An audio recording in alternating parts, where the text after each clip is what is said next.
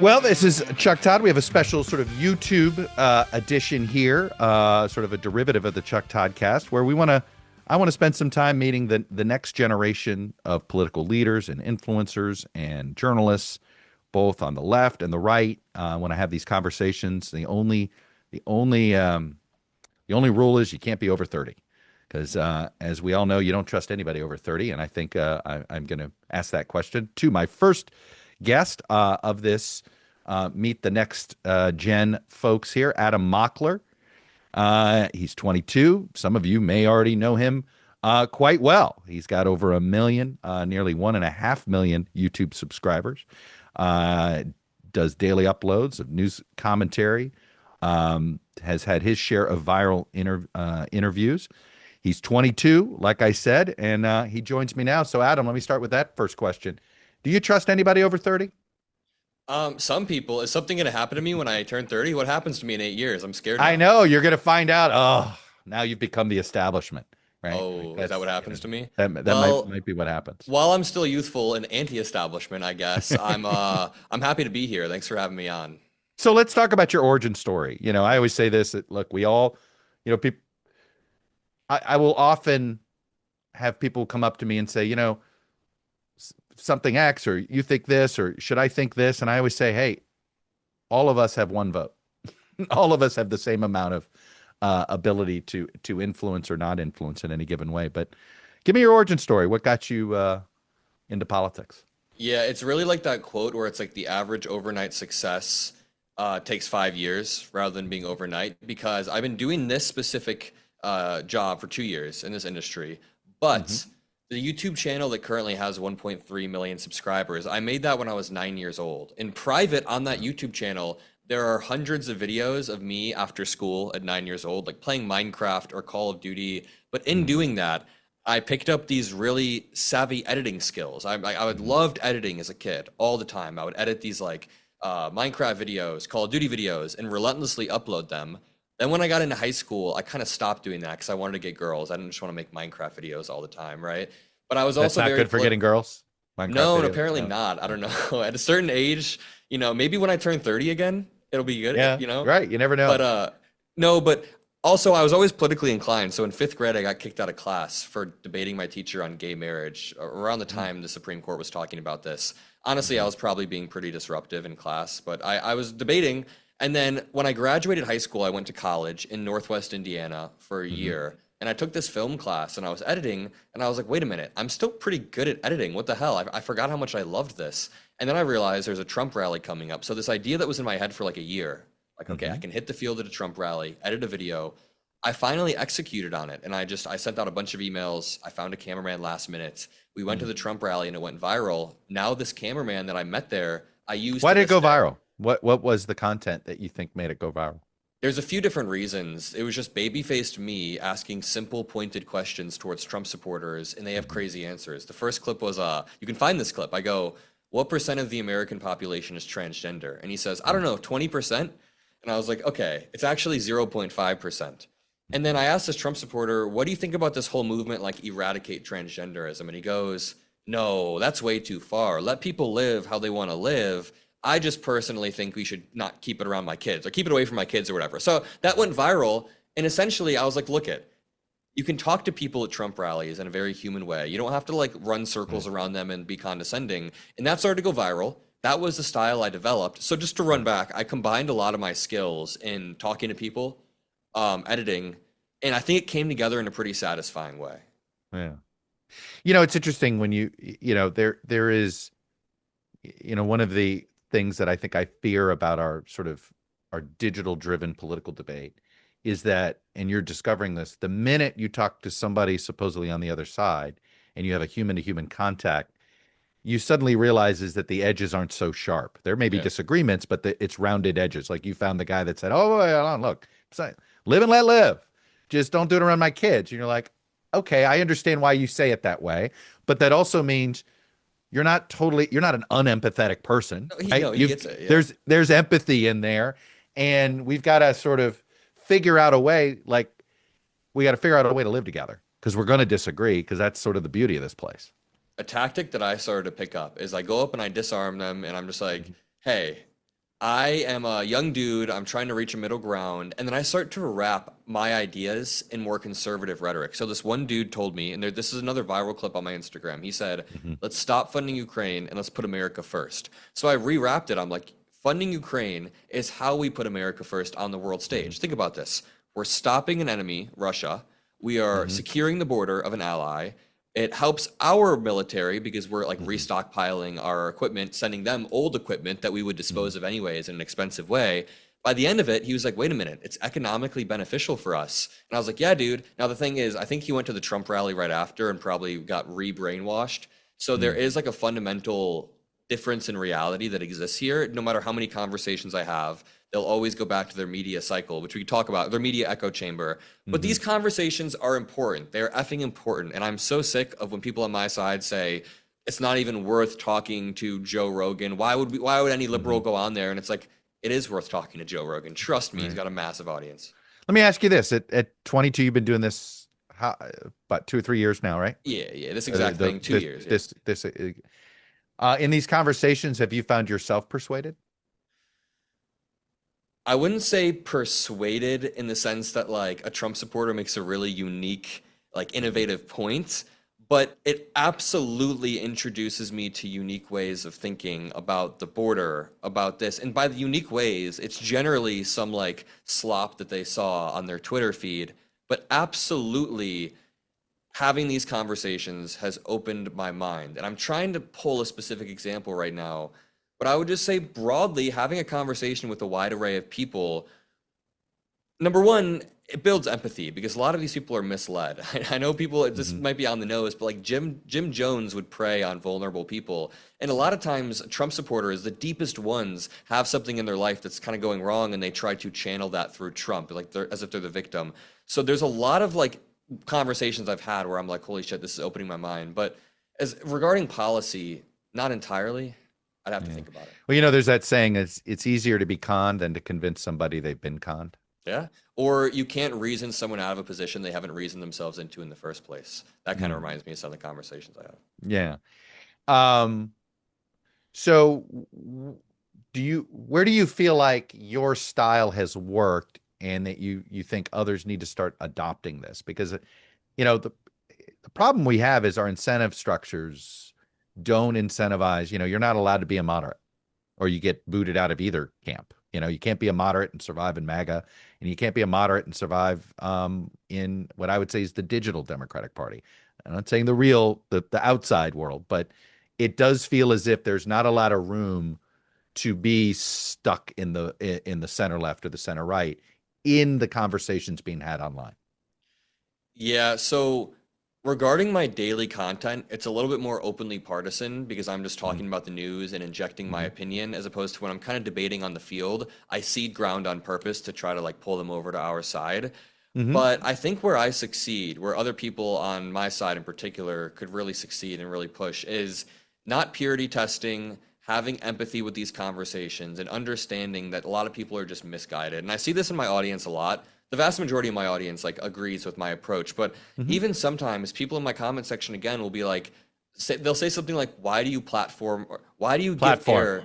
Yeah, There why it do you is. platform?" Platform. All right, I want to Or go down this road. Yeah. or you know what? Someone said one time, "Why do you give air to Charlie Kirk?" And I responded, "I'm not giving air. Charlie Kirk is the air." This was like the month after the election. I was like, "They just Mhm. won Congress Mhm. entirely, the presidency. They basically have the Supreme Court. Charlie Kirk is the air. I'm not giving him air by responding to his lies, you know?" Mhm.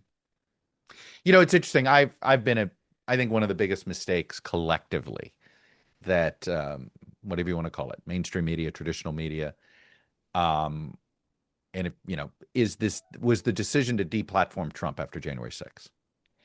Not giving him access to Facebook, not giving him access to Twitter, not putting anybody that didn't certify January 6th right on TV. There was a lot of movement in that direction. Um, it ended up actually blowing up in all of our collective faces because they just built an entirely separate ecosystem. And in some ways, we're in a worse position today, and I think we were on January 7th when we went down this road. Um, but let me stop there. Do you agree with me or not on that? Where I'd want to push back is that there's a difference between platforming versus responsibly platforming. So I think people were struggling with how to deal with the effing president of the United States in a Totally agree. top-down way, like Yeah. top-down lying, pressuring officials and trying to get that. I think people were struggling with how to platform and how to approach that. There's an argument to be made that there was an overcorrection on the other side, but I think it's easy to post hoc make that judgment. Sure. In the moment, the leader of the free world was making up these lies, and we didn't have the mechanisms to fact check him in an efficient way. So, I mean, was there maybe a different way to go about this? Sure. But I think responsibly platforming him in that time was so damn hard because, like, how do you responsibly? Well, but who platformed him? I always sit here and say, and this is the question I'd say, are we platforming him, or did the voters platform him? Well, what you said, yeah, that's very true. What I was referring to in particular is you said some mainstream media made an intentional call to block him Correct. out, which for sure. But like they did that because they didn't know how to responsibly platform. If we could go back, I think they should have just relentlessly called out his lies, which they did. But yeah, I don't know. I think it's easy to retroactively look back. Yeah, look, it is, and I've been given the position that I was sitting in for so long. I've constantly been trying to see what could we have done better? How could we have done this differently? How do you sort of have the First Amendment and at the same time be in a for-profit business? All these things, right? You sit there, and I think the lesson I've taken away since is that you can't hope to eliminate censoring speech isn't going to be the way to win this, right? You just have to be, we need to saturate the area with more truthful speech, more facts, right? The best way to beat bad speech is good speech.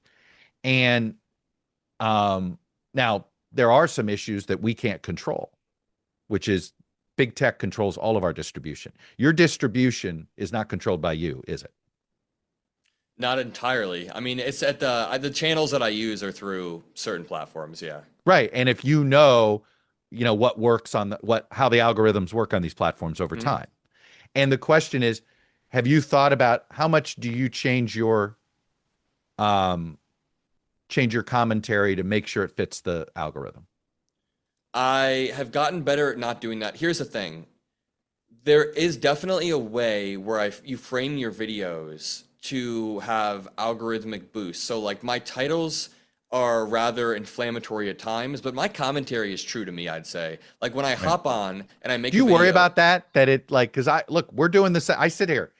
I've sort of embraced this idea too, right? Yeah. Which is my commentary is one thing. The headlines sometimes are portraying me saying something that maybe I'm not quite saying it that way, but it's about you're trying to grab audience, right? What's that line for you?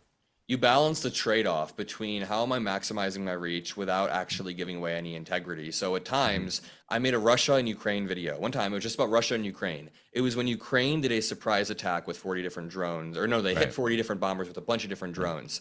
And I was going to title it like, Ukraine pulls off like historic stunt or whatever. But I had some really good commentary about all the ground that Trump has ceded that led to this point. So I titled it something like Zelensky's surprise attack catches Putin off guard. It's a little bit clickbaity and in your face. Sure. And what I decided there is I'm sacrificing a little bit of like clickbaitiness, but that video got 300,000 views and it would have gotten 30,000 views otherwise. 30,000 is still great. I get it. I get it. There's a trade-off where you maximize your reach. At some point, there are certain ways where you're just like straight up lying. There's a line that I don't cross. But I think I'm comfortable with maximizing my reach and growing at this rate. And put it this way, my son loves to accuse some of his friends, who will do some innocuous TikTok video that has nothing to do with anything political but then they'll tag Fox News and Trump because it knows that TikTok somehow it gets extra traction. And the fact is, every high schooler's figured this out, right? Yeah. And the point is that what is that? How do we deal with that? And should a tech company not, work that way? Should these algorithms not work that way? I think we all would agree that they shouldn't, but we don't really have an alternative to that yet. Yeah, and it's hard too when there's two coalitions trying to beat each other. So on the right, they've built this vast media ecosystem where they're constantly carpet bombing the information landscape with lies, in my opinion. I mean, it seems like when I look at Benny Johnson's feed or Charlie Kirk's feed, they're No, saying it's that intentionally misleading. I always say it, it's not on the up and up, and that's the point. Sometimes people aren't on the up and up because they really believe this sort of convoluted theory of the case, right? yeah. But that's not a majority of the They're all claiming that Trump right now took complete and total victory with the ceasefire overnight. When he called it the 12-day war, now we're on day 13, bro. That's not a victory. Yeah, he's got a little bit of egg on his face right now. So they're all claiming a different reality. We don't do that. We don't lie. But when they're constantly carpet bombing the feed with a different reality, we have to punch back with something that is equivalent to that. And sometimes it means my titles shout at you, or sometimes it means my thumbnails have yellow text or whatever, which, yeah, unfortunately, that's the way the algorithm works. But we can't keep ceding ground to, I think, complete lies about reality. Do you believe this is more an information war or something else that we're in the middle of right now? I'd say it's an information war with external actors as well. I'm a big believer that Russia, Iran, I mean, other countries, they are trying to intentionally stoke the flames of whatever information war is already happening. I believe that I mean, too. Vladimir Putin won't have to spend a single dollar putting like troops on the ground in North America. He literally has people. I mean, I can almost guarantee that one dude who shot, not even dude, he's like a monster, who shot the two Democratic Congress members in Minnesota. I can almost guarantee he was inundated with Russian propaganda on a daily basis. How much of a win is it for Vladimir Putin that he's able to have somebody like his own little agent in the United States that he just read too much propaganda, he's impressionable and radicalized, and he goes out and commits acts of violence. And that further splits the country because you have Senator Mike Lee on Twitter then making jokes about it and stuff. So, I mean, I think there's an intentional information war happening from the outside to divide Americans. And I think sometimes, not to make it super one-sided, but it is a top-down effort from the right to continue posting and like waging this information war. We have the president reposting stuff about Joe Biden being what was it? He died 5 years ago, and now he's just a robot. Crazy stuff. Yeah. It's like this information war. And yes, we have people on our side who spread disinformation too, and we try to push back on that. Well, that's been my concern. Are you worried that some are like, if you can't beat them, join them? Well, those tactics are working.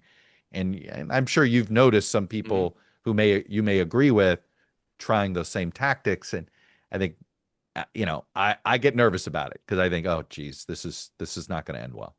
You can't play by one-sided rules, though. It's like if Donald Trump in the Republican Party. You sound like campaign finance reform. But whenever somebody wants to do campaign finance reform, the first pushback is, well, you can't tie one arm behind your back. Yeah. And then you're like, well, guess what? Both parties are bought by billionaires. One feels bad about it, and one doesn't. But what's the difference, right? And I guess that justification can be used to just endlessly race to the bottom. Like, look at that's my concern. Exactly.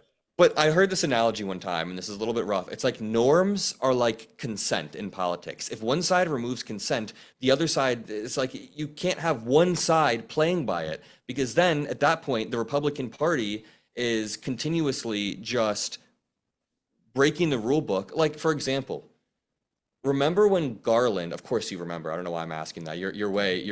I'm way younger than you. But like when Garland was going to be a Supreme Court justice and, Mitch McConnell intentionally obstructed, but then a few years later, that rule book was all of a sudden pulled away.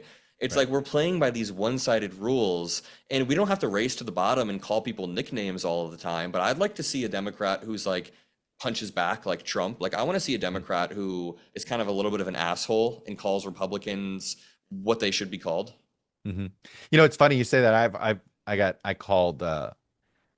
said, Trump is intentionally an asshole.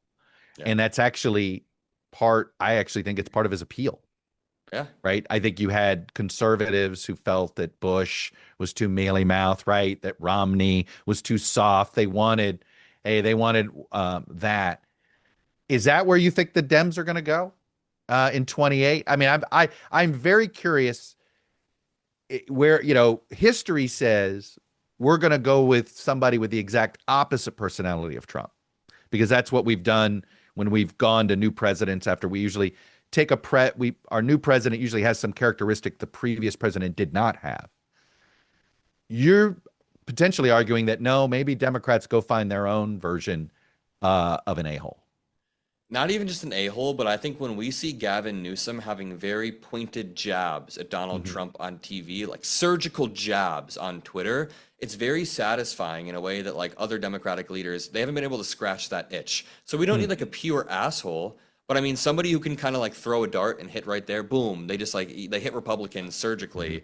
But I think that what I always say is that in 2004, when Obama spoke at the DNC, nobody knew he would take the party by storm 4 years later. Even in the primaries, Hillary Clinton was still like, it was neck and neck at the end there. Mm-hmm. So in 2012, Republicans did a playbook where they said we need to moderate. No one knew Mm-hmm. 4 years later Trump was going to take the party by storm. So after this massive loss, I think the Yeah. best leaders are going to rise from the ashes. It could just be Newsom. Maybe it's just like a Newsom, and maybe it's Buttigieg. Maybe we already Yeah. know the person. Or maybe this leader is just kind of making a name for themselves, and in 4 years they'll come out with an explosive campaign. I really don't know. Do you think the Democratic Party speaks to you or for you, or not right now? Where's your head on that?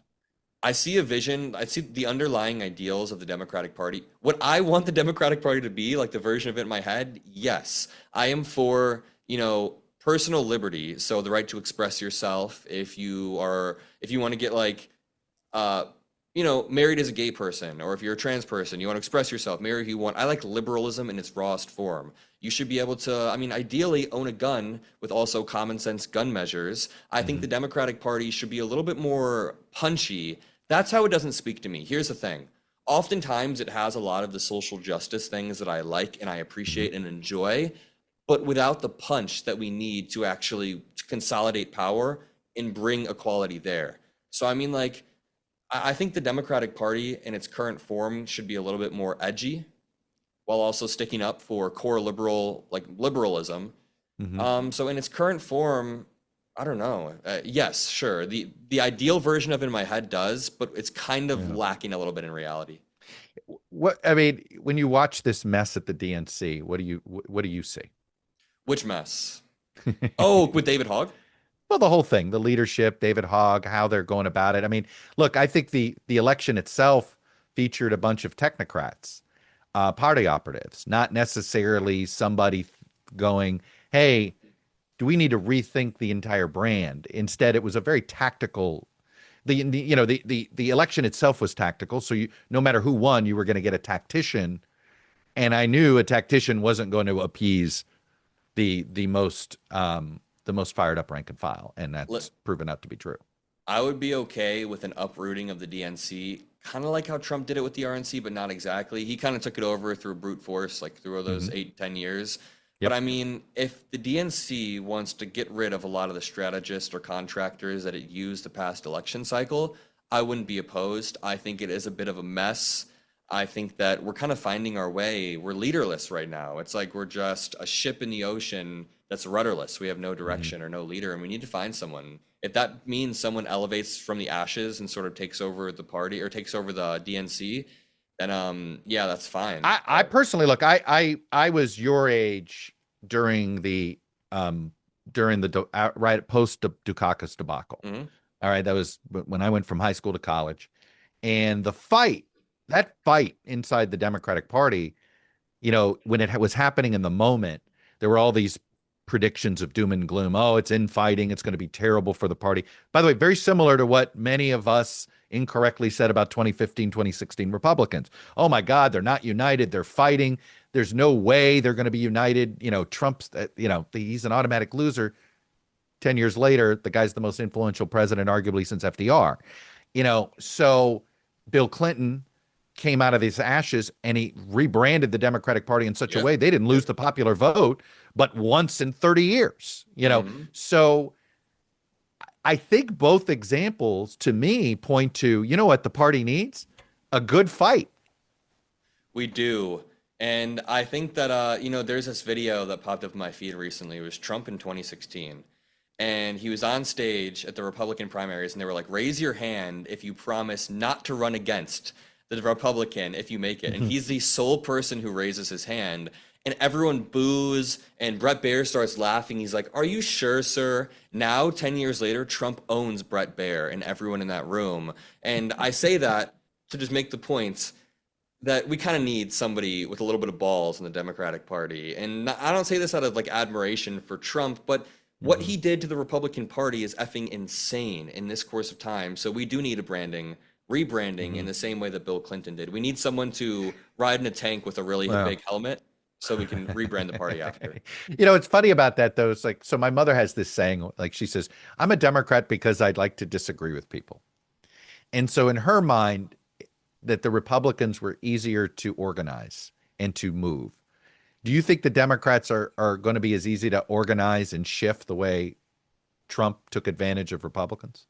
No, there's this problem we run into where a lot of our loudest voices don't even vote for Democrats at all. So with Republicans, like rank and file, they line up at the end of the election, or right when the election is happening. It'll be Matt Gaetz to Marjorie Taylor Greene to the neocons, everybody lining up. But with Democrats, a lot of times when people think of Democrats protesting, they think of like pro-Palestinian activists, which is fine. Absolutely, they should have the right to protest. But a lot of these people don't even vote for the party. The largest person on the left is like the largest streamer. His name is Hassan Piker. I'm sure you've heard of him.